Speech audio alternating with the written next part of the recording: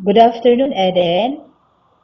Good afternoon, ma'am. Can you tell me about yourself? I'm Aiden Colnares Labasov, 37 years old, married. I live in Aurora, Zamboanga del Sur. I finished my 2 years college at St. Columban College, Pagadian City. I have 2 kids and I'm living with my parents now. Okay, I have few questions for you to answer, so let's start. Why do you want to work as a maid? I want to work as a maid because I know the work of being a household. Okay, why you choose Malaysia when there's a lot of other country? I choose Malaysia because it is near from the Philippines and this is my first time to be a part of my family. And many of my friends say that the people who live in Malaysia are friendly, humble, and kind. Okay, how are you qualified for this job? I am qualified for this job because I am physically fit, mentally fit, and I passed my pre-medical exam. Okay, may I know what is your educational level? College graduate, ma'am. Okay, what is your recent experience? I work in MEPSA Lapu-Lapu, Cebu as a production worker. And after that, I work in Manila as a production clerk. Okay, have you worked abroad before? No, ma'am. Do you have experience of taking care of baby? Yes, ma'am. Whose baby you taking care of? My own baby, ma'am. Okay, how about elderly people? I already experienced, ma'am, my grandmother. Okay, how old is your grandmother? 87 years old, ma'am. Okay, do you have any other special skills? Cooking and teaching, ma'am.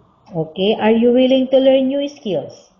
Yes, ma'am, I am willing, ma'am. Are you willing to work with a family where the mother-in-law or any relatives stay together? Yes, ma'am. Currently, are you still working now? No, ma'am. Do you know how to cook? Yes, ma'am. What sort of food can you cook? Fried chicken, pancit, and adobo, ma'am. Is it a Filipino dishes? Yes, ma'am. Filipino dishes, ma'am. Okay. Are you aware that you will have to do washing, cleaning, ironing, and cooking? Yes, ma'am. I am aware. From all the house chores, which do you like most? Washing, cleaning, and cooking. Okay. If ever you were selected to work in Malaysia, who will take care of your kids? My husband will take care of them. Okay. How much is the salary as a maid in Malaysia as you agreed and understand? 1,200 ringgit, ma'am.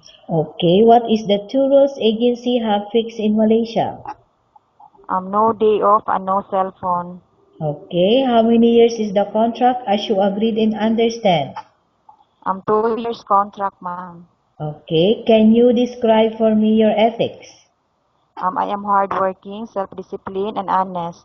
Okay, how can you assure to us that you will work hard in Malaysia? I can assure that I work hard because I am hardworking and I know the responsibility of a household, and I want this job because I want to help my family. Okay, can you promise not to use the telephone without the permission of your employer? Yes, ma'am, I will promise. Can you promise not to put on makeup but to dress properly while work? Yes, ma'am, I will promise. Can you promise not to invite friends and relatives without the consent of your employer?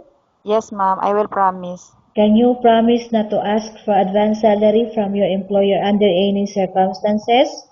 Yes, ma'am, I will promise. Do you really understand of the rules and regulations of the agency? Yes, ma'am. Do you pay any placement fee for you to come to Malaysia to work as a maid? No, ma'am. Do you have any history of sickness, example breast cancer or any other illness? No, ma'am.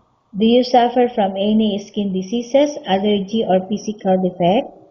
No, ma'am. Have you suffered from any serious illness? No, ma'am. Have you undergone any operation? Only cesarean section, ma'am. Okay. Are you medically fit? Yes, ma'am. Are you on any medication? No, ma'am. Are you allergic with any food? No, ma'am. Okay, Eden. We have finished our question section. Let's go to case study. I have two case studies for you and I want you to answer me truthfully, okay? Yes, ma'am. Okay, number one. Upon arrival in Malaysia within 6 months, if ever any of your family members passed away, what will you do? Will you continue to work till finish your contract or you will go back? I will finish my contract, ma'am. I pursue my job because before I left to Malaysia, we both agreed the agreement between me and the employer to finish my contract. Okay, number two. Once you reach Malaysia, let's say if you don't like the work and you want to go back, you have to bear the entire damages and the losses. Are you agree for that? Yes, ma'am, I agree. Okay, Eden, what do you want to tell the employer watching your video right now? To my employer, please select me as one of your housemates because I know the work of being a household and I am a hardworking person and I want this job because I want to help my family and the education of my children. Thank you and God bless. Okay, thank you very much, Eden.